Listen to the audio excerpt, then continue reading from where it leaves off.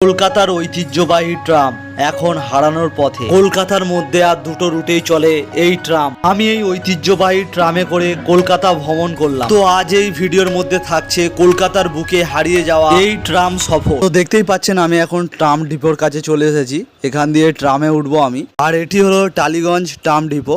আর সামনের এই ট্রামটা রয়েছে, এইটাইতেই উঠবো। তো চলুন যাই। তো দেখতেই পাচ্ছেন আমি এখন ট্রামের মধ্যে উঠে গিয়েছি আর আমাদের ট্রাম চলতেও শুরু করে দিয়েছে।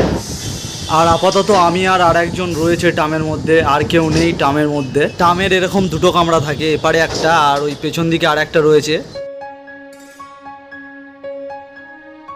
এবং ট্রামের যে পাখাগুলো চলছে, পাখাগুলোকে দেখুন পাখাগুলো কেমন।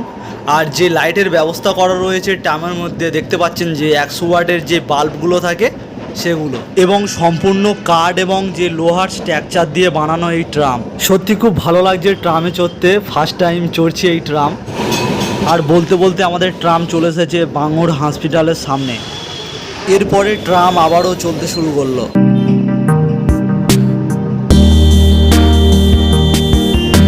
সামনে জ্যামের কারণে আবারও দাঁড়িয়ে গেল ট্রাম। সামনে এতটা জ্যাম হয়েছে যার কারণে ট্রাম দাঁড়িয়ে গিয়েছে।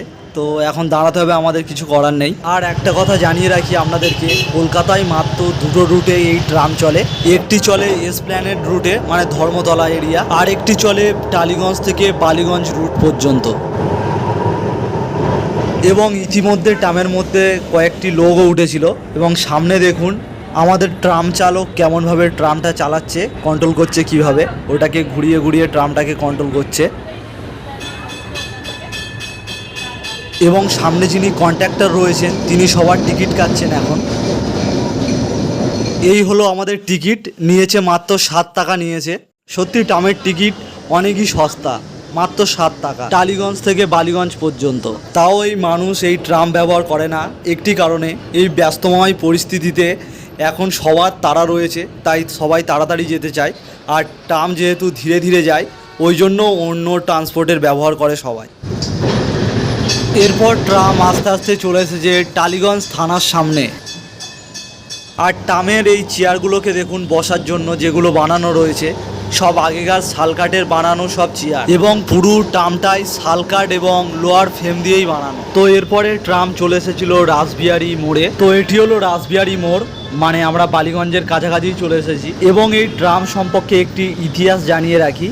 আগে এই ট্রাম ছিল ঘোড়ায় টানা ট্রাম, চলতো কলকাতাতে। তারপর 1900 দশকে আসলো এই ইলেকট্রিক ট্রাম, যার কিছু সংখ্যক ট্রাম এখনও এই রুটে চলে। আর সত্যি কথা বলতে গেলে এই রুটের ট্রাম পরিষেবা অনেকই ভালো, 15 মিনিট অন্তরে অন্তরে ট্রাম রয়েছে।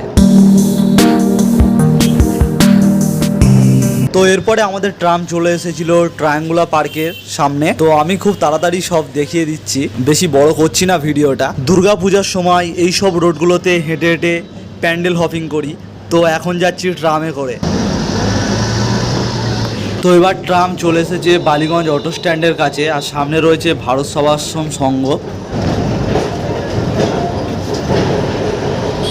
মানে ট্রাম একদম বালিগঞ্জ স্টেশনের কাছেই চলে এসেছে। তো সত্যি বলতে গেলে ট্রাম চড়ে অসাধারণ লাগলো। এবার আমাদের লাফতে হবে ট্রাম থেকে। ট্রামটি আমাদের এখানে নামিয়ে দিয়েছে আর ট্রাম চলে যাচ্ছে তার ট্রাম ডিপোতে। এবং ট্রামের পেছন দিকে যে লোহার অ্যান্টোনা মতন রয়েছে, ওইটি তারের সঙ্গে ঘষে ঘষে যায় এবং ওইটাই ট্রামের মধ্যে কারেন্ট সাপ্লাই করে। তো আজকের ভিডিওটা এখানেই শেষ করলাম। ভিডিওটা ভালো লাগলে অবশ্যই একটা লাইক করে দেবেন, আর এরকম ভিডিও পেতে আমার চ্যানেলটাকে সাবস্ক্রাইব করে রাখবেন।